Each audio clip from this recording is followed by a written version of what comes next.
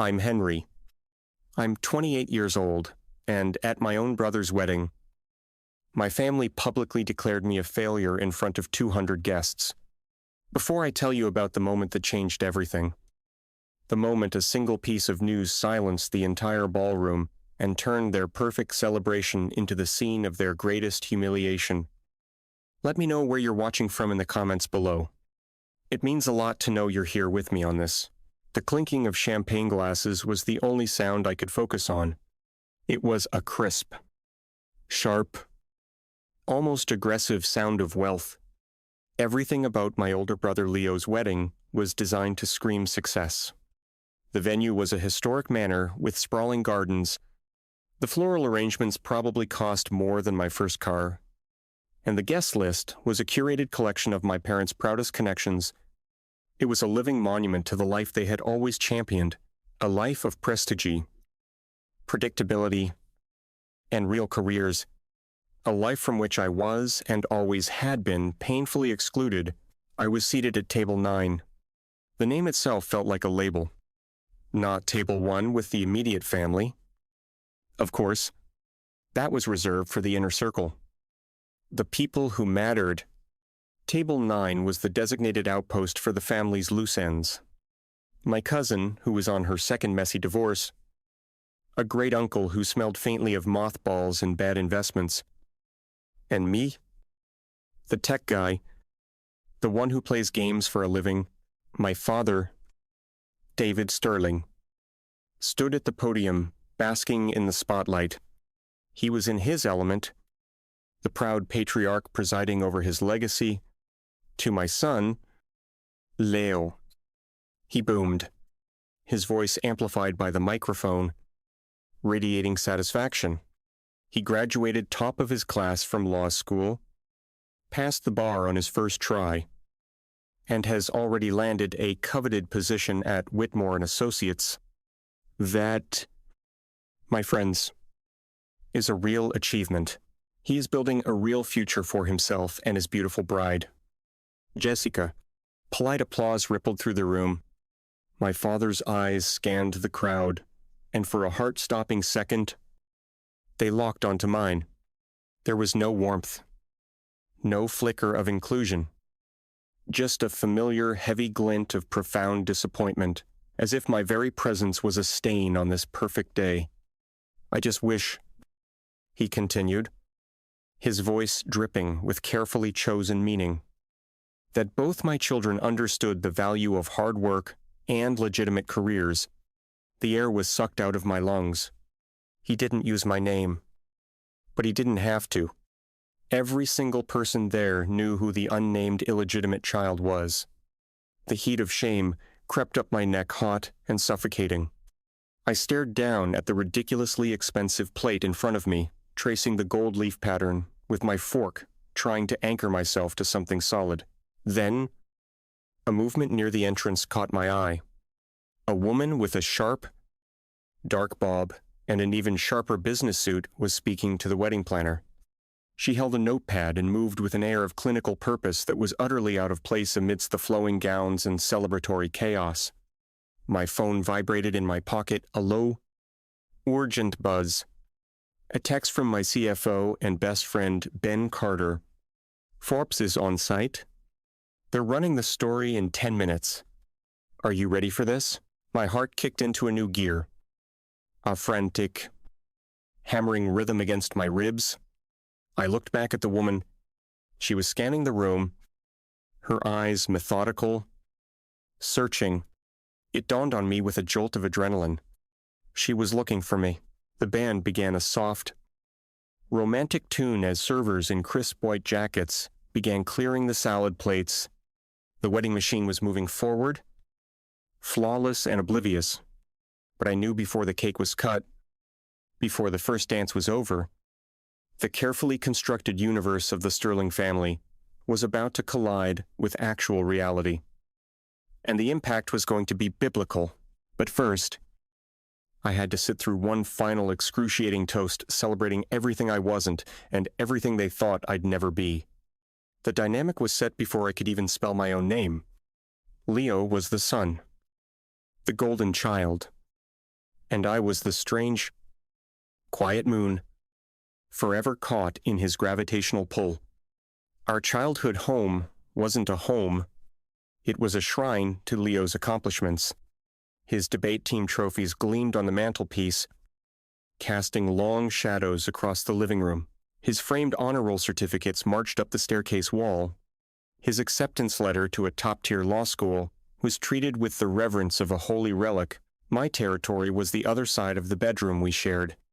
It was a chaotic landscape of dismantled computer towers, tangled nests of wires, and notebooks filled with sprawling diagrams and lines of what my parents called gobbledygook.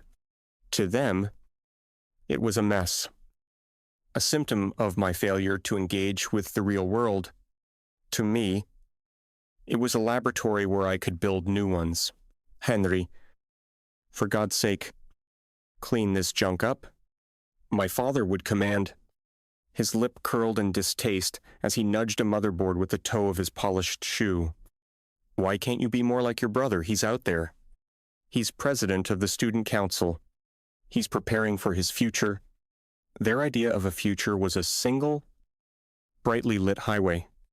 Good grades led to a good college, which led to a respectable degree, law, medicine, finance, which in turn led to a stable, a high-paying job with a clear path for my path wasn't a highway. It was a dense, uncharted forest. I was hacking my way through with a keyboard for a machete. They didn't understand the forest, so they feared it, and they dismissed what they feared. The defining schism, the moment the cracks in our family turned into a canyon, was over my college fund. They had been diligently saving since the day I was born.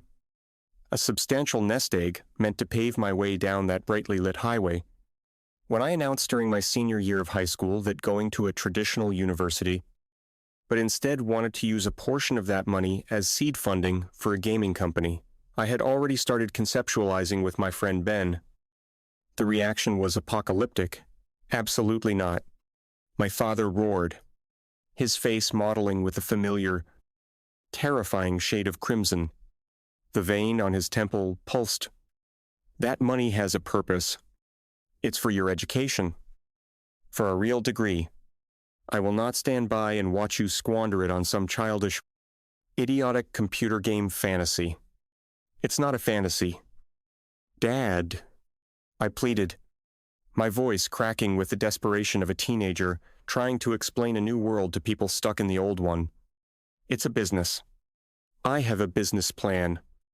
I have user engagement projections. I have a monetization strategy. I don't want to see your projections.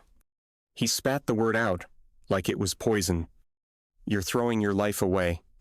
Your brother is on track to become a lawyer, a man with a guaranteed salary, a man who will command respect. What will you be? A 0-year-old man-child living in my basement, playing with digital toys. The words were like stones. Each one a direct hit, but it was my mother's reaction that truly shattered me.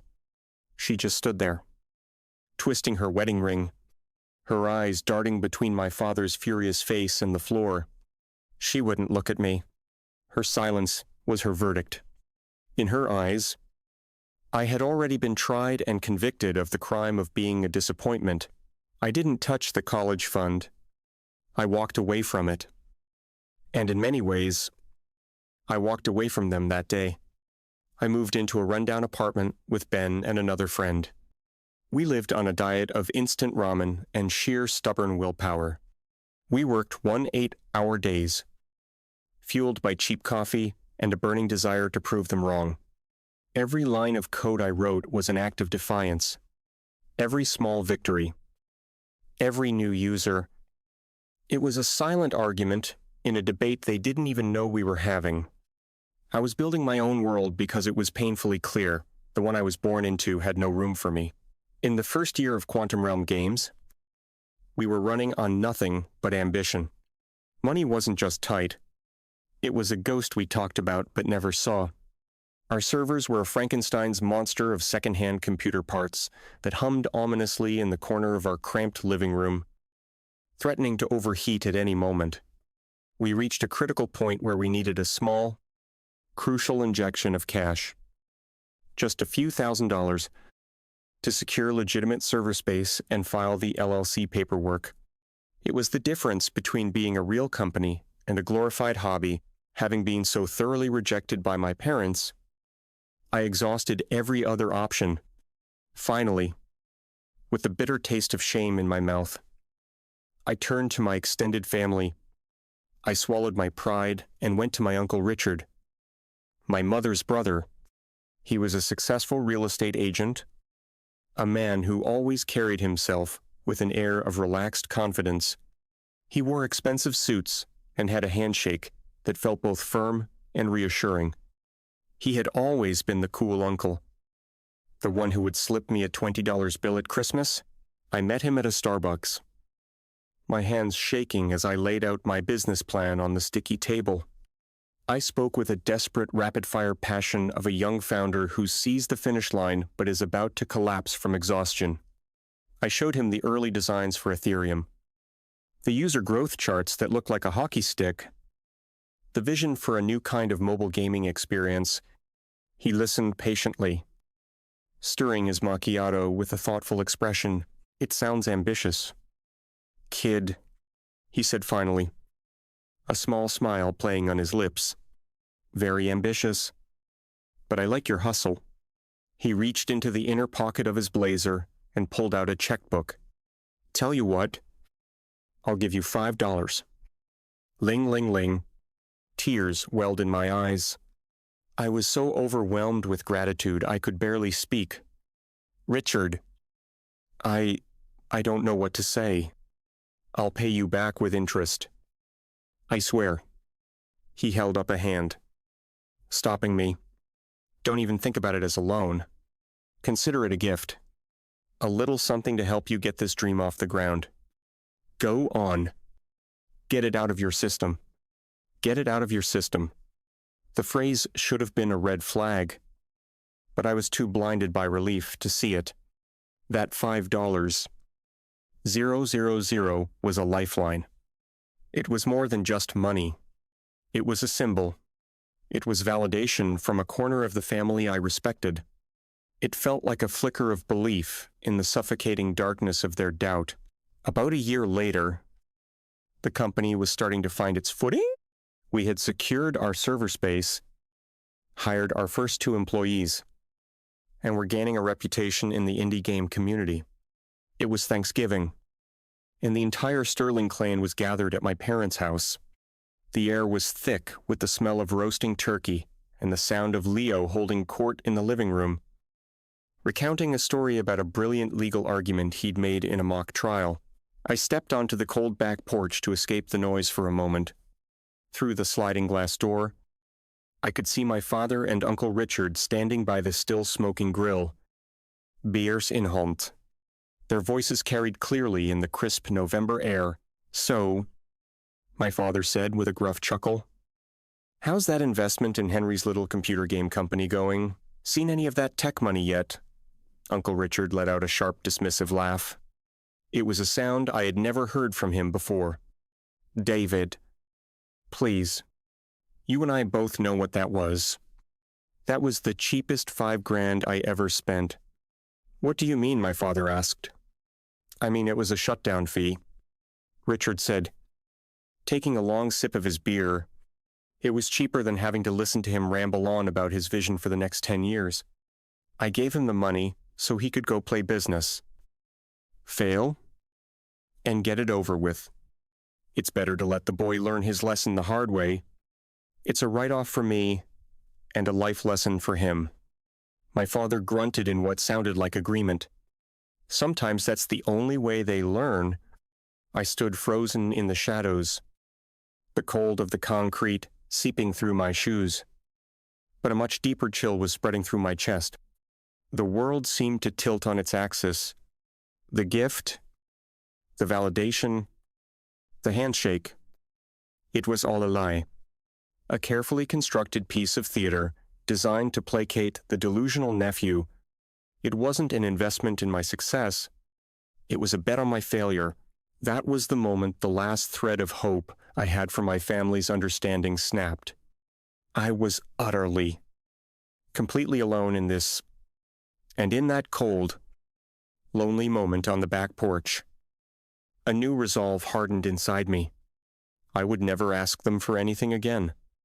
I would build my in silence. And its success would be the only conversation I ever needed to have with them. The years that followed the Thanksgiving betrayal were a brutal, exhilarating grind. While Leo was climbing the predictable ladder of a law firm, summer associate, junior associate, a small promotion here, a salary bump there, I was navigating the volatile, high-stakes universe of a tech startup. It was a world of 100-hour work weeks, of sleeping under my desk, of living and breathing code. There were moments of sheer terror, like the time a server crash nearly wiped out our entire user database, or the gut-wrenching decision to turn down an early, lowball acquisition offer that could have solved all our personal financial problems, but would have killed the company's soul. But alongside the terror were moments of pure, crystalline triumph that I cherished in secret. I'll never forget the day we hired our 10th employee, a brilliant young artist named Sarah. She was the first person we brought on who wasn't part of the original ramen-fueled founding team. Seeing her at a real desk in a real office, even if it was a small, rented space above a laundromat, sketching out the fantasy worlds that had only existed in my head, made everything feel tangible. We weren't just three guys with a dream anymore. We were a real company. A few months after that, our flagship game, Ethereum, officially surpassed 1 million active users. Ben and I were in the office late at night, watching the analytics dashboard on a giant monitor. We had bought secondhand. The numbers were climbing so fast, the display could barely keep up. When the counter finally ticked over from 999 to 1 million, a stunned silence fell over the room, followed by a whoop of pure joy from Ben that probably woke up the entire neighborhood. 1 million people, 1 million individual human beings were choosing to spend their time in a world we had built from scratch. Riding that high, I made the mistake of trying to share the news with my mother. I called her, my voice buzzing with an excitement I couldn't contain. "Mom, you won't believe it. We hit 1 million users today. 1 million people are playing our game." There was a beat of silence on the other end of the line. "Oh, that's wonderful, dear," she said, and her tone was the exact same polite, placid tone she used when I told her I had remembered to get an oil change. It was a verbal pat on the head. "That's so nice. Speaking of good news, did you hear your brother Leo just got a commendation from a senior partner? They're already talking about his path to a promotion. He'll have a much better salary next year. We're so incredibly proud of him." The joy inside me deflated like a popped balloon, replaced by a familiar, heavy ache of resignation. 1 million users, a milestone that would be the headline of any other startup story, was reduced to static, drowned out by the siren song of Leo's corporate ascent. I muttered a weak, "That's great for him," and ended the call. I realized then that their language of success was one I would never speak. They measured life in promotions, salaries, and job titles. I measured it in user engagement, server stability, and lines of code. We were living in different realities.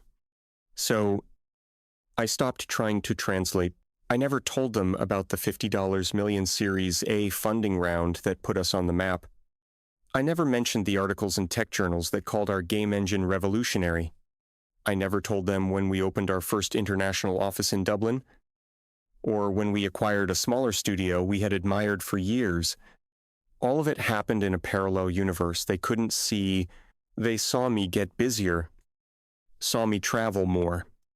But in their minds, I was just a boy, still tinkering with an increasingly elaborate and increasingly concerning hobby. The disconnect became a cavern.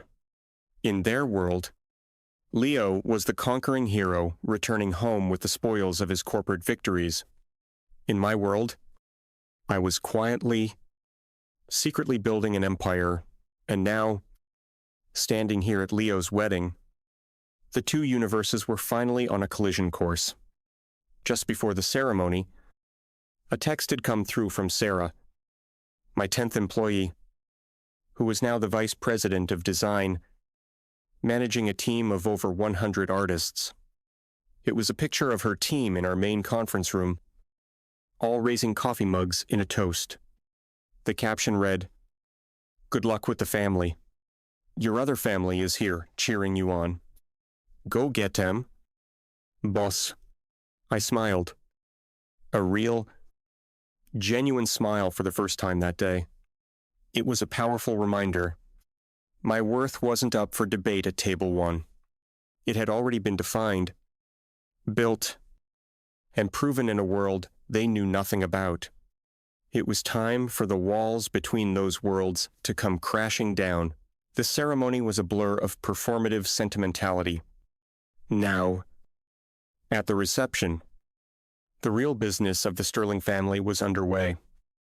Reinforcing the social hierarchy, Leo and his new wife, Jessica, were the king and queen, holding court on the dance floor. I was the court jester, relegated to the Siberia of Table 9, a geographical representation of my status in the family. My Aunt Carol, a woman whose smile was as sweet and as toxic as saccharin, leaned in so close I could smell her cloying perfume.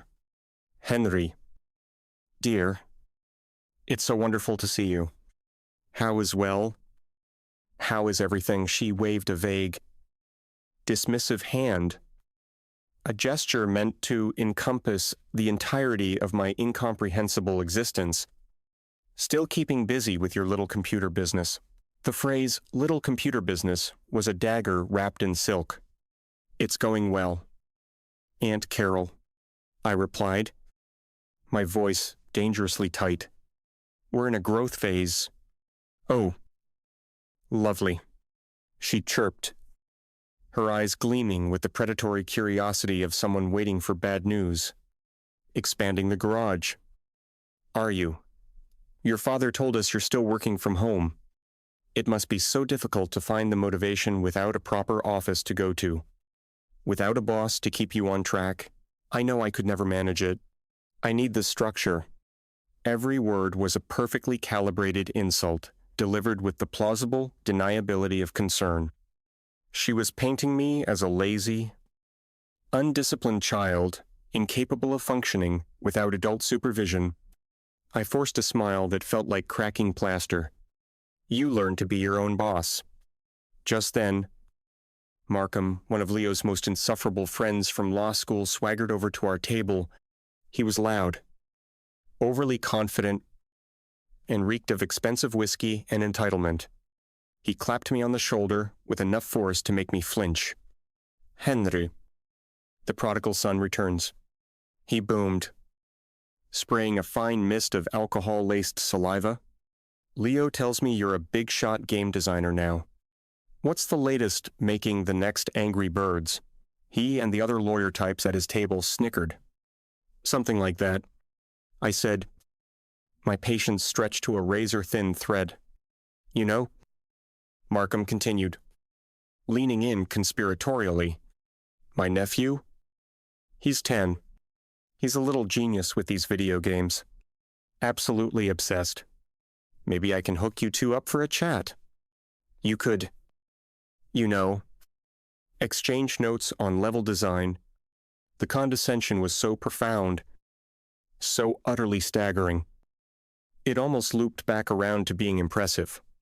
He was without a hint of irony comparing me, the CEO of a multinational corporation on the verge of a $10 billion valuation, to his video game Obsessed 10-year-old nephew. That was when I saw it, with perfect, painful clarity. It didn't matter what I achieved. It didn't matter if I had one employee or one ling. In their world, I would forever be a boy playing with toys in the basement. I wasn't a peer. I wasn't even an adult in their eyes. I was a strange, amusing sideshow to the main event of their serious, important lives. I deliberately pushed my chair back from the table, creating a small moat of personal space. I was done. I was done trying to explain. I was done defending my life's work. The time for words was over. The time for consequences was about to begin. Across the sprawling ballroom, I saw her again, Catherine Vance, the journalist from Forbes. She was quietly speaking with the maitre d', who then nodded and pointed a discreet white-gloved finger directly at me. Her eyes met mine across the crowd, and she gave a single, almost imperceptible nod. It was a signal. The countdown had begun. The band finished their set with a flourish. The DJ seamlessly took over, launching into a generic, upbeat pop song. People were laughing, drinking, blissfully unaware. They were all dancing on the deck of the Titanic, and I was the only one who could see the iceberg dead ahead. As the DJ faded the music, a reverent hush fell over the room. My father strode back to the podium, a look of immense satisfaction on his face. This was his coronation as much as it was Leo's wedding. This was his moment to present his masterpiece, his successful lawyer son, to the world. He tapped the microphone, the sound echoing through the cavernous ballroom. As a father, he began, his voice thick with practiced emotion. You have certain dreams for your children. You hope they find happiness. Of course, that's a given. But you also hope they find respect. You hope they build a life for themselves that commands it, a life that doesn't need explanation or apology. He paused for dramatic effect. Letting the words sink in, he turned his beaming gaze to Leo, who was sitting at the head table, looking every bit the triumphant prince. Leo, you have surpassed every dream a father could ever dare to have. You chose a noble path, a path of discipline, of intellect, of prestige. When you tell someone you are a lawyer, they understand what that means. It means you are a serious person. It means you are a pillar of the community, a man who upholds the very fabric of our society. The room was filled with murmurs of approval and appreciative nods. I felt my stomach twist into a tight, cold knot. I knew exactly where this was going. It is a world away, he continued, his gaze now sweeping contemptuously past my table, as if I were a particularly unappealing piece of furniture, from the fleeting trends and digital distractions that occupy so many young people today. It's about building something real, something tangible, something with legacy, something that lasts. It was a masterclass in public humiliation, all delivered without ever saying my name. He had just drawn a line in the sand. On one side was Leo, noble, serious, real. On the other side was me, frivolous, childish, a fleeting distraction. The pitying glances I received from the surrounding tables were like tiny, sharp needles. Then it was Leo's turn. He stood, kissed Jessica with a flourish, and confidently took the microphone from our father. He had the easy charm of a man who has never known a day of self-doubt. Thank you, Dad, he said, his voice as smooth as polished marble. Thank you for always pushing me, for always showing me what a respectable career looks like. You and Mom taught me that true success isn't about getting lucky or hitting some kind of digital lottery. He shot a quick, smug glance in my direction. It's about dedication, It's about earning your place through hard work and long hours. It's about building a life that your family can be proud of, not one they have to constantly explain away to their friends. The small group of lawyers from his firm erupted in knowing laughter. The message was as subtle as a punch to the jaw. My life, my passion, my company. It was an embarrassment, a social inconvenience that had to be awkwardly explained and apologized for at dinner parties. I sat there, my hands clenched into white-knuckled fists under the starched white tablecloth. For years I had absorbed their disapproval in private. I had swallowed their condescending remarks, their dismissive sighs, their endless, glowing comparisons to Leo. I had told myself it didn't matter. I had told myself my work would speak for itself, but hearing it all laid bare like this, weaponized in front of 200 people, was different. This wasn't a family disagreement. This was a public shaming. They weren't just dismissing my career choice. They were dismissing my very essence. And as I sat there, a cold, quiet rage solidifying in my chest, I realized they had just made a catastrophic miscalculation. They had decided to publicly execute my reputation at the exact moment the world was about to erect a statue in my honor. The formal speeches may have ended, but the assault wasn't over. The air was still thick with the lingering poison of their words. People were now consciously avoiding eye contact with me as if my failure were an airborne virus. It was in this atmosphere that Jessica, the bride, in her cloud of white tulle and lace, decided to deliver the coup de grace. She floated over to our table, an angel of condescension. "Henry," she cooed, placing a perfectly manicured hand on my shoulder. Her touch felt like a brand. "I'm so glad you could make it. I know days like this can be a little tough." All the talk about careers and the future. I just nodded. My jaw clenched so tightly I thought my teeth might crack. My throat was a desert.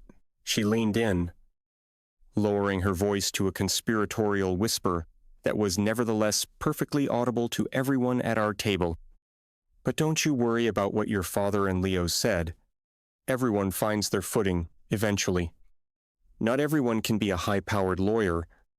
After all," she gave my shoulder a patronizing squeeze. "And hey, when you're finally ready to, grow up and get a real job, I'm absolutely sure Leo could find a spot for you in the firm's mailroom. It's a start." Right, you have to start somewhere. The mailroom? The word hung in the air, obscene and absurd. After bootstrapping a company from nothing, after securing millions in venture capital, after managing a global team of over 1,000 brilliant minds, after creating a digital world inhabited by 85 million people, she was offering me a job sorting letters. The sheer, breathtaking, galactic-level arrogance of it was a thing of wonder. It wasn't just an insult. It was a complete and total erasure of my reality. In hier meint, the she and Leo occupied was so vastly superior to mine that offering me the most menial position within it was an act of charity. And just like that, the rage vanished. The shame, the hurt, the years of accumulated frustration, it all evaporated, replaced by a sudden, exhilarating calm. It was the calm at the absolute center of a hurricane. A strange, icy clarity washed over me. I looked at her beatific, clueless smile. I saw my smug brother watching from the head table, a king on his throne. I saw my proud father accepting the congratulations of his peers. And I didn't see family.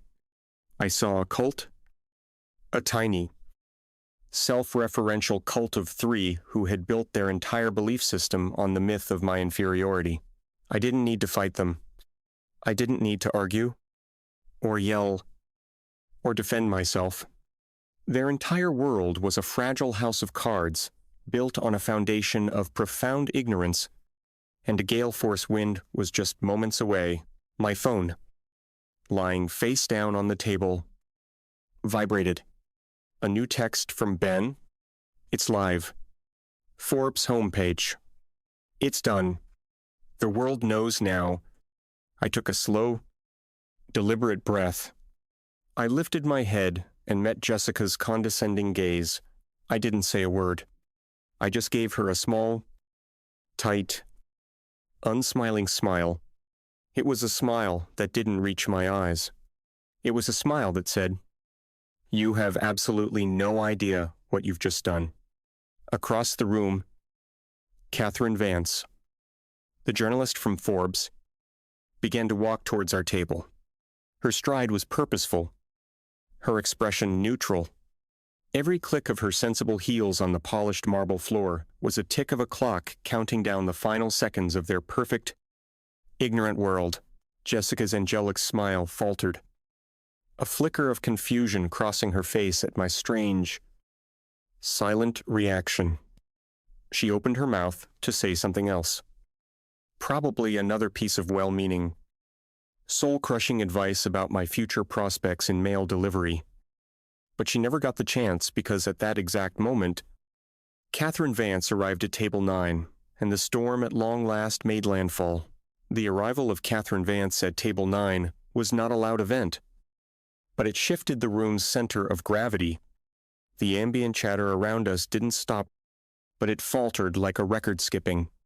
People who had been looking anywhere but at me were now casting intrigued, sideways glances.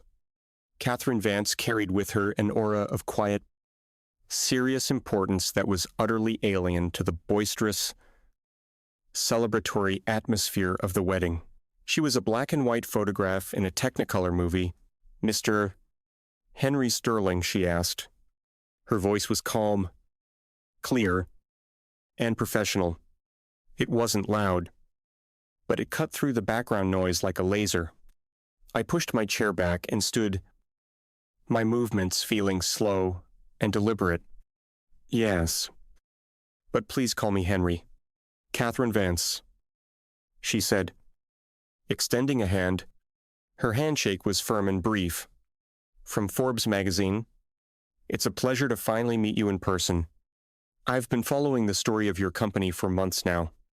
The name Forbes dropped into the conversation at our table like a stone into a silent pond. The ripples spread instantly. I saw my Aunt Carol's jaw, which had been set in a permanent line of disapproval, go slack. Markham, Leo's whiskey-fueled friend, actually choked for a second. His condescending smirk wiped clean from his face. The word Forbes was a powerful signifier. It meant money. It meant power. It meant a world far removed from law firm partnerships and suburban prestige. "Thank you for coming." "Catherine," I said, my voice remarkably steady. The icy calm inside me had become a fortress. I felt a strange sense of detachment, as if I were watching a play I had written long ago, waiting for the actors to deliver their final climactic lines. I wouldn't have missed it for the world. She replied, a tiny, almost imperceptible smile touching her lips. She understood the theater of the moment. "The article just went live on our homepage a few minutes ago. It seems you're the talk of the financial world tonight." This was the catalyst.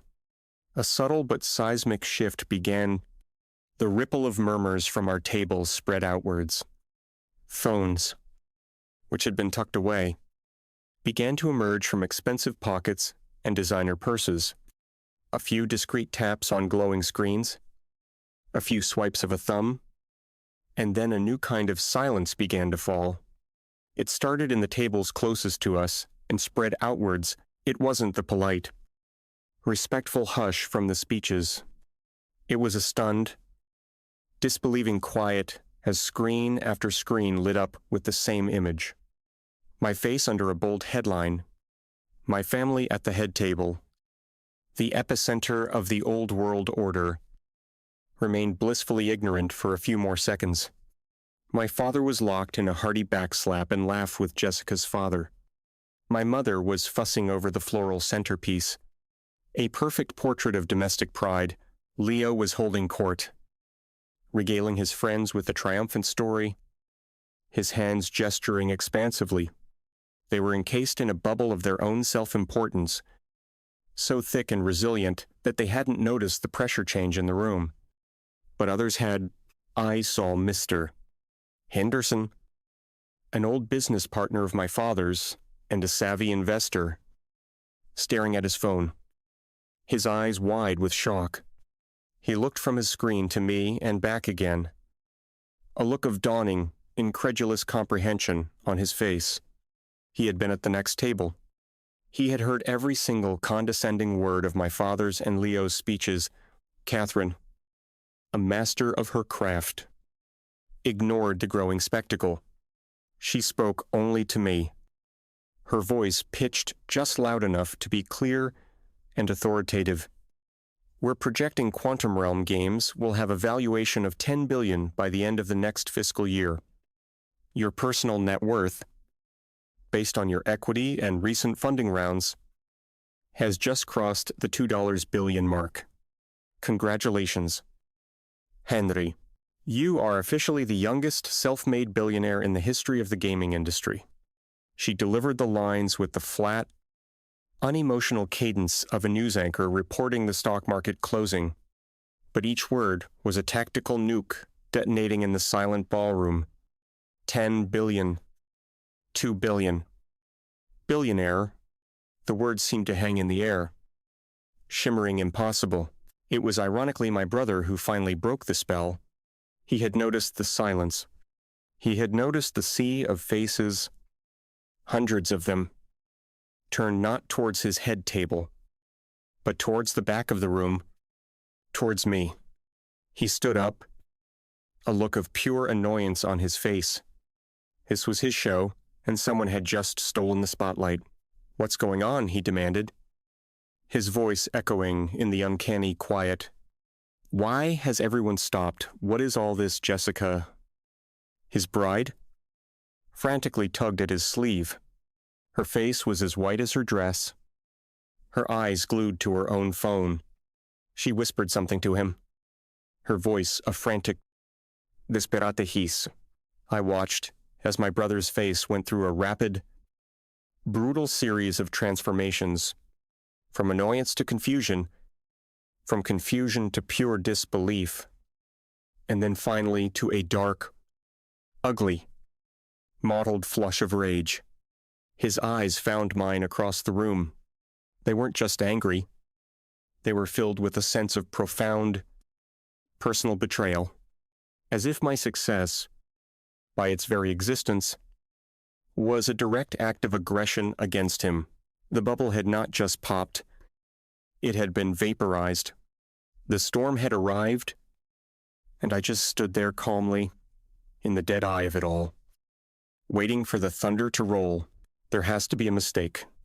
Leo's voice, stripped of its usual confident baritone, was now a strained, high-pitched proclamation of disbelief. He started walking towards us, his expensive wedding suit suddenly looking like an ill-fitting costume. He was no longer Leo Sterling, the ascendant lawyer. He was just a confused, angry older brother, his authority dissolving into thin air with every step he took. He didn't address me. He went straight for Catherine, the messenger he clearly intended to shoot. "Who are you? What is this garbage? My brother does not have a company. He makes video games. He lives in a small apartment." The last sentence was a desperate grasp at the reality he had so carefully constructed. Catherine Vance was unflappable. She turned her cool, analytical gaze on him, the kind of look that could dissect a faulty balance sheet or a faltering CEO. "I am Catherine Vance, a senior editor at Forbes magazine," she stated, her voice calm and level. "And the only garbage, Mr. Sterling, is the fiction your family has been telling itself. The only mistake was your profound and consistent underestimation of your brother. She made a slight gesture with her head, encompassing the entire room, where dozens of guests were now no longer trying to be discreet.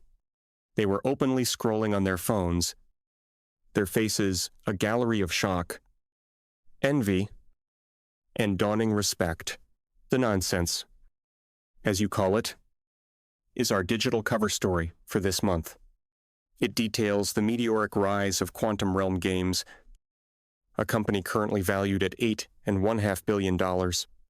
It has 200 employees with offices in North America, Europe, and Asia, and a global user base of 85 million people, a company that was founded and is currently led by your brother, Henry.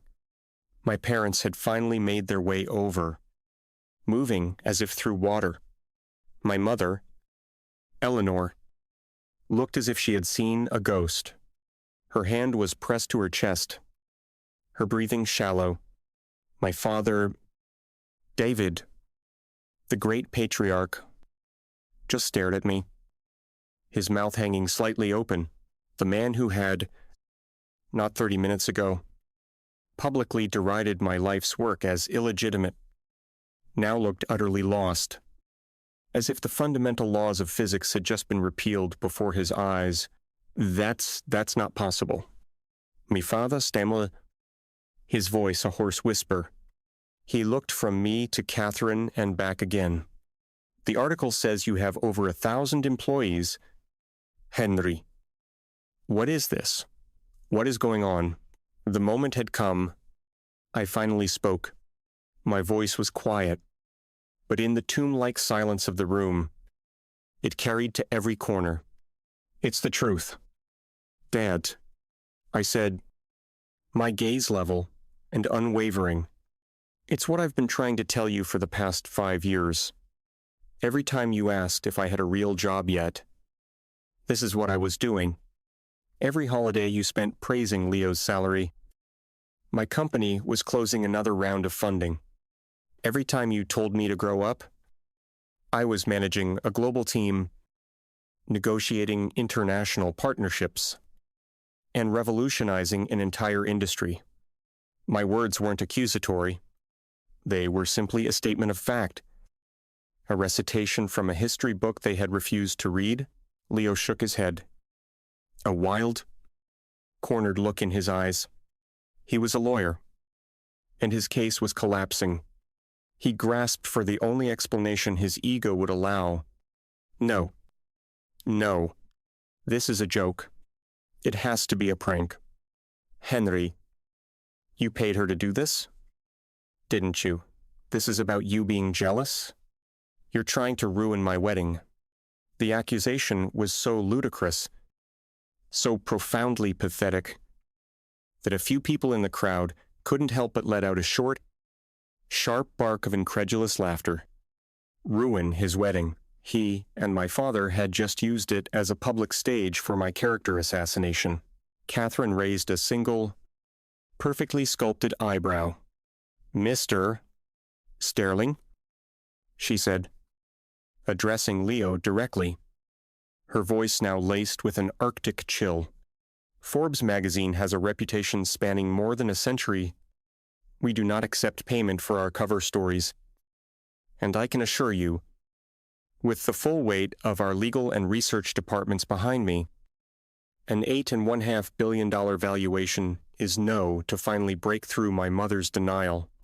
She swayed on her feet, grabbing my father's arm for support. David? She whispered, her voice trembling and full of a dawning horror.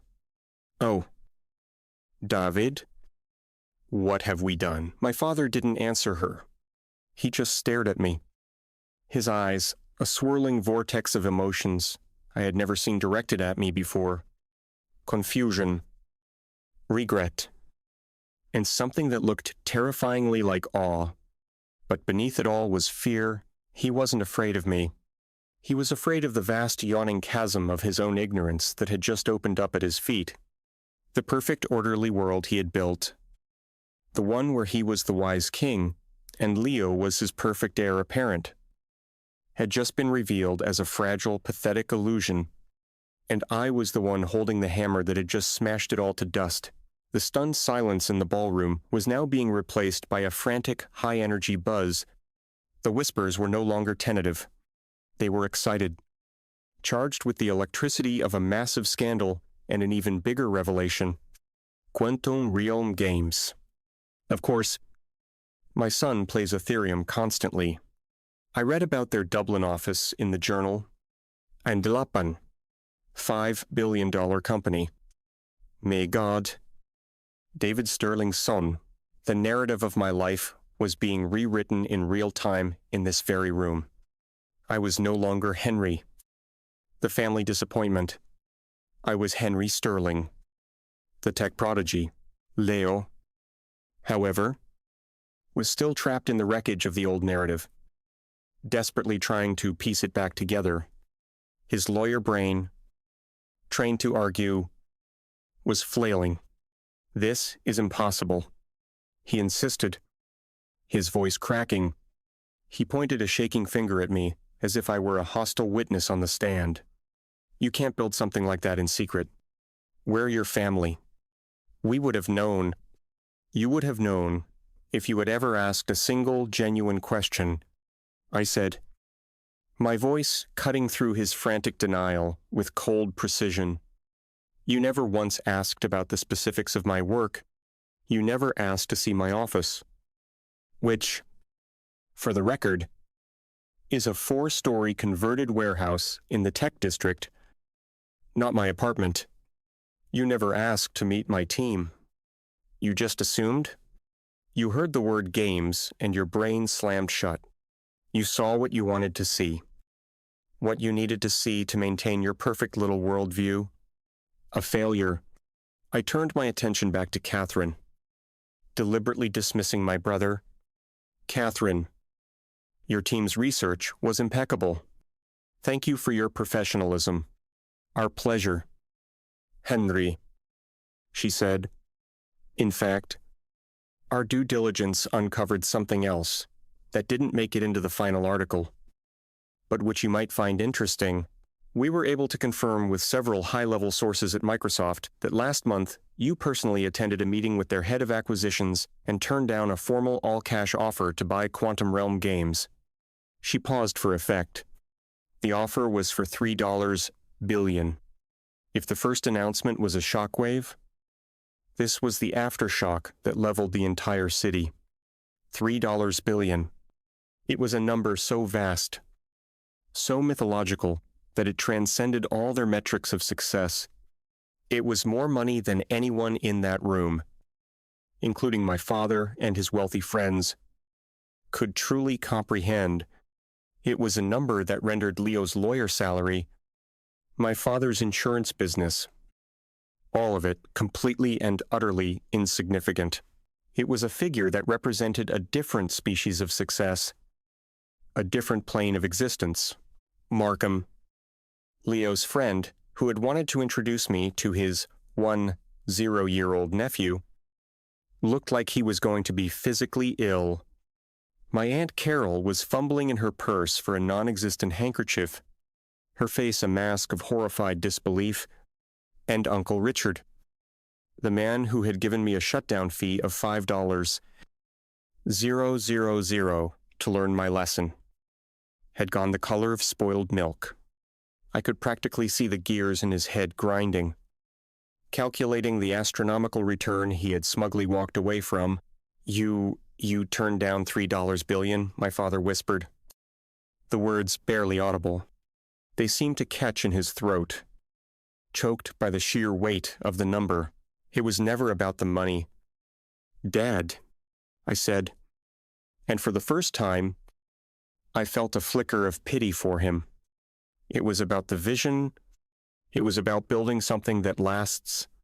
I threw his own words from his speech back at him, and I saw from the wounded flicker in his eyes that they had found their target, Jessica, the bride, the perfect queen of this shattered fairy tale, finally found her voice. But It wasn't a voice of awe or apology or even confusion. It was a voice shrill, with pure, unadulterated selfishness. "You did this on purpose," she hissed. Fat tears of rage and self-pity finally spilling down her cheeks, ruining her perfect makeup. "You waited for my wedding day to pull this stunt. You've ruined everything." I looked at her, at my sputtering brother, at my shell-shocked parents, and I realized, with a profound clarity, that they still didn't get it. They couldn't. They thought this was about them. A calculated act of revenge? They were so trapped in their own solipsistic drama that they couldn't comprehend that their wedding, their big day, was just a minor, insignificant event in the larger world. It was simply the day a magazine decided to publish a story, nothing more, nothing less. I didn't do anything, I said, my voice completely devoid of emotion. I just accepted an invitation to my brother's wedding. The rest of the world did the rest. This was the moment that changed everything, when I finally took back control of my own life. Thank you so much for sticking with me this far. You're amazing. If you could, please help me out by liking this video and commenting the number 1 down below, just so I know you made it here with me. It doesn't just help more people find this story, it lets me know that my experiences mean something to someone out there. Your support is the biggest motivation for me to keep sharing the rest of this journey. The party was well and truly over. The DJ, bless his heart, made a few pathetic attempts to restart the music, but the festive atmosphere had been sucked out of the room and replaced by a thick, buzzing tension. The 5-tier wedding cake, a monument to a celebration that was now dead, sat untouched and ignored. The dance floor was a vacant expanse of polished marble.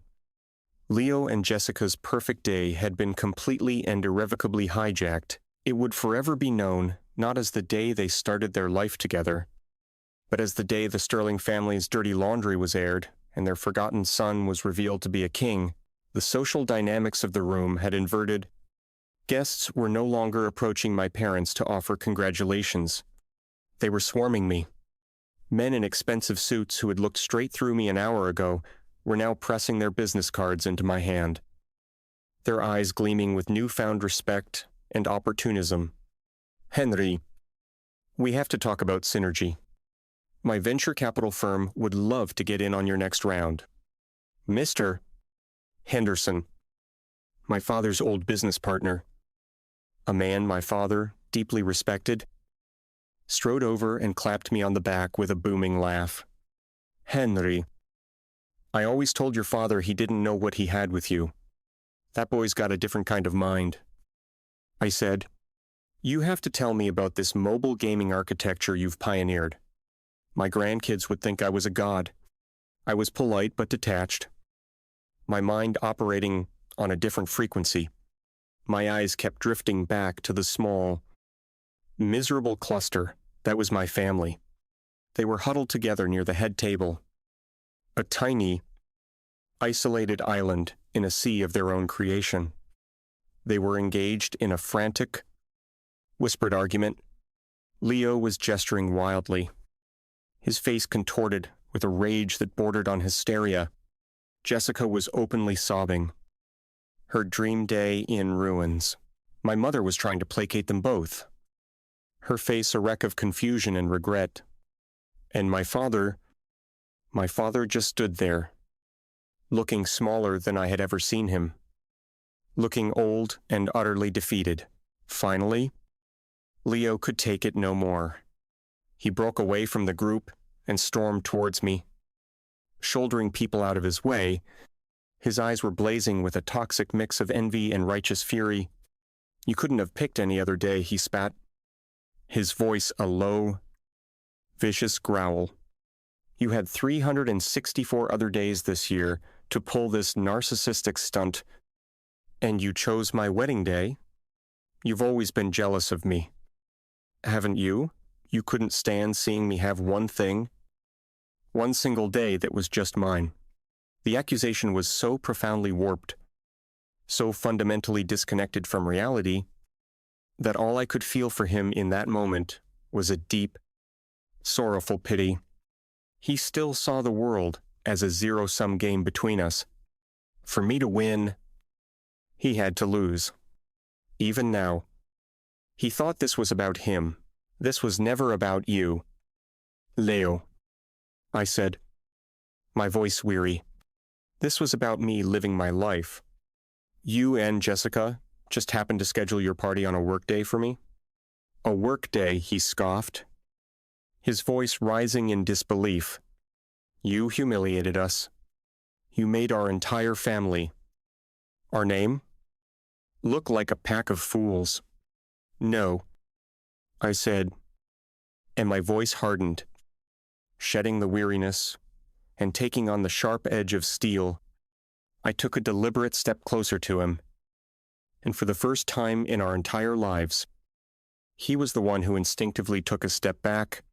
The power dynamic had been permanently, irrevocably altered. You did that all by yourselves. You spent years, decades, treating me like I was a stain on the family name. You used your own wedding as a public stage to shame me and my life's work one final time. Your only mistake was not realizing the audience was bigger than you thought. You lit the match. Leo, you just didn't realize you were standing in a room full of dynamite. My parents and Jessica had trailed behind him, a miserable procession. My mother reached out a trembling hand towards my arm. Henry, please, she begged, her eyes pleading. We didn't know. We swear we didn't know. That's the entire point, I said, my gaze sweeping over each of their stricken faces. You didn't know, and you didn't know because you never cared enough to find out. You had your perfect little narrative. Your tidy little story about the successful lawyer son and the failed dreamer son, and you were never going to let a single inconvenient fact get in the way of it. I glanced at my watch. A deliberate, dismissive gesture. I have an early flight to Seoul tomorrow for a meeting with our Asian market development team. I should get going. Don't you dare walk away from us, my father said, his voice a pathetic echo of its former booming authority. I turned to face him fully. All the years of ingrained fear and intimidation I'd felt in his presence had simply vanished. I wasn't looking at a giant anymore.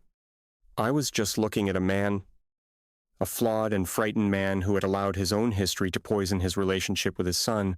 I'm not walking away from you, I said calmly, correcting him.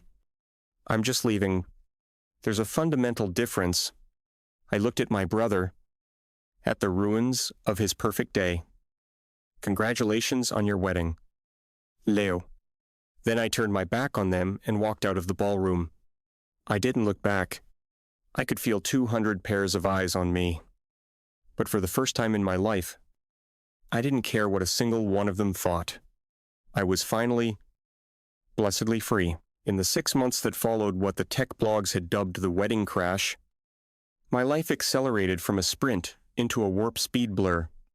The Forbes article wasn't just a match. It was a gallon of gasoline poured on a bonfire.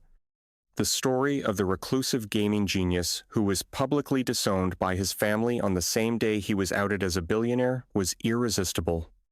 It had drama. It had conflict. It had a satisfying David and Goliath arc.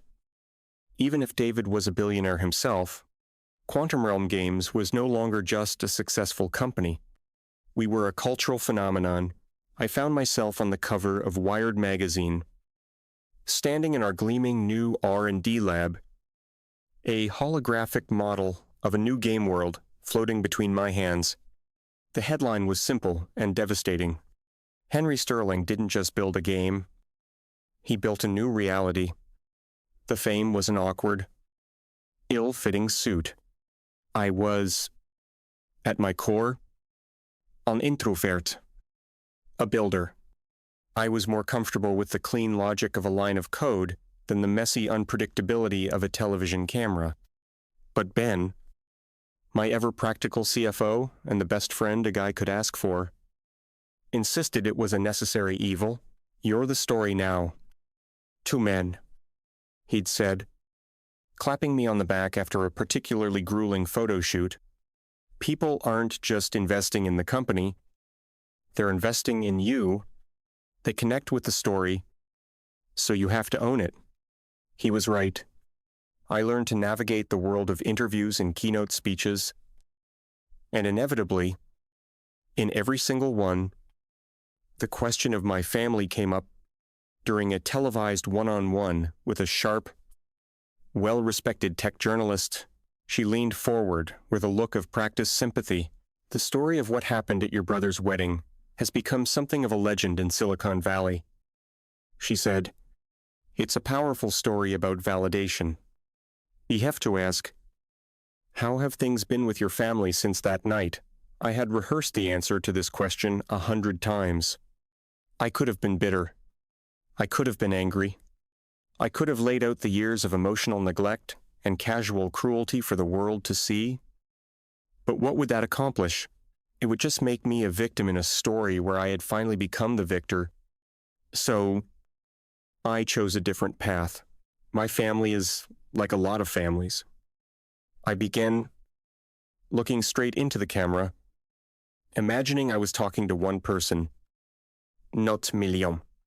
They love me, but they had a very specific and rigid blueprint for what a successful life should look like. Their blueprint was based on what they knew, what they trusted. Traditional, stable careers. I was working with a blueprint they had never seen before, written in a language they didn't understand. The interviewer was good. She pressed gently. "Have they come around? Are they learning the language?" This was the tightrope. Understanding is a long and complicated process. I said, choosing my words with care. I believe that all meaningful relationships, whether they're in business or in a family, have to be built on a non-negotiable foundation of mutual respect. Not just respect for the person, but respect for their choices, their path, their passion. We're in the process of seeing if a new foundation can be built. It was the most honest answer I could give. They had been trying to breach the wall I had built. My mother had left a series of rambling, tearful voicemails, each one a chaotic mix of apology and confusion. My father had sent several stiff, formal emails, as if he were trying to negotiate a business deal. I believe it would be mutually beneficial for us to open a line of dialogue. Leo had even sent a single, 3-word text. "We need to talk," but I hadn't been ready. An apology without understanding is just a tactic. Forgiveness without change is just a postponement of the next wound. They understood now that I had money. They understood that I had power. They understood that the world saw me as a success, but I wasn't convinced they understood me. The kid who found more solace in a circuit board than a football, the young man who poured his entire soul into a dream they had actively, consistently, and publicly ridiculed. I ended the interview with a final thought. A piece of advice for anyone out there feeling unseen. Ultimately, you cannot wait for other people to validate your journey or approve your blueprint. You have to believe in it yourself. Even when you're the only one in the world who can see it, you have to be your own first investor. The line went viral. It became a motivational poster, a graduation speech cliché, but for me, it wasn't a cliché. It was the simple, brutal truth I had been forced to learn. My success was not for them. It was for me. And any relationship we had going forward would have to begin with their unconditional acceptance of that fact.